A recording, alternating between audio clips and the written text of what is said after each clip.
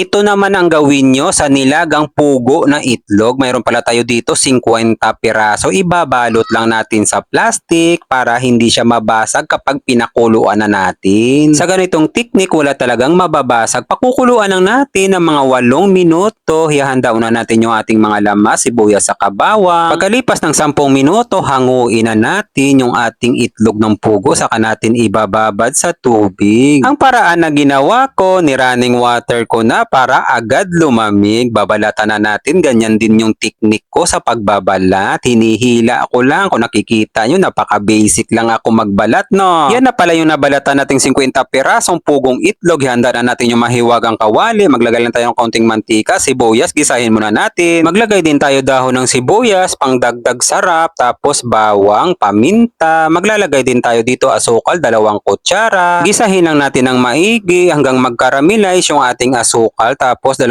kutsarang tomato paste. Maglalagay din tayo dito ketchup, pang patingkad ng kulay, 3 kutsara din. Gisahin lang natin ng maigi para mabawasan din yung asim ng tomato paste, 2 kutsarang oyster sauce. Pag naigisa na natin ng maigi, maglagay na tayo agad ng tubig, 4 na tasa. Kung gusto nyo pang mas madaming sauce, dagdagan nyo na lang kapag kayo na ang magluto. Pakukuluan lang natin to ng mga 10 minuto, saka natin ilalagay yung nilagang pugong itlog at syempre may hotdog na kasama yan. Pakukuluan lang natin ulit ng mga 10 minuto, saka natin titikman. Nakulangan pa ako dito kaya nagdagdag pa ako ng magic seasoning, kaunting asin. Pakukuluan lang natin ng mga ilang minuto para sure na talaga tayo. Titikman ulit natin. Nako, napakasarap na talaga guys. Maglagay din tayo ng pangpalapot, cornstarch kapag kayo na ang magluto. Tansyahin nyo ha, yung ganyang lapot lang guys. So nakakatakam yan. At sa finale, maglagay lang tayo ng spring onion. Nako, magsaing kayo ng madami kapag kayo na ang magluto dahil 1 hektaryang kanin ang mauubos nyo guys. Maraming salamat nga pala sa ating mga followers sa palagi nyong panonood. Ingat po kayo palagi kung saang lugar man kayo. Ganon din sa ating mga kababayang OFW. Ingat po kayo palagi kung saang bansa man kayo at isasama ko kayo palagi sa mga panalangin ko. God, maraming salamat po sa biyaya na binibigay niyo sa araw-araw. I-bless niyo po yung food na maging silbing lakas sa katawan namin. Amen.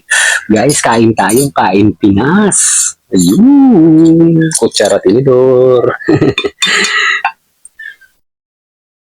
Sarap niyan guys.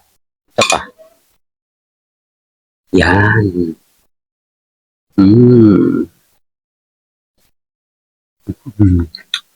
Sarap ng sauce. Kuha pa tayo.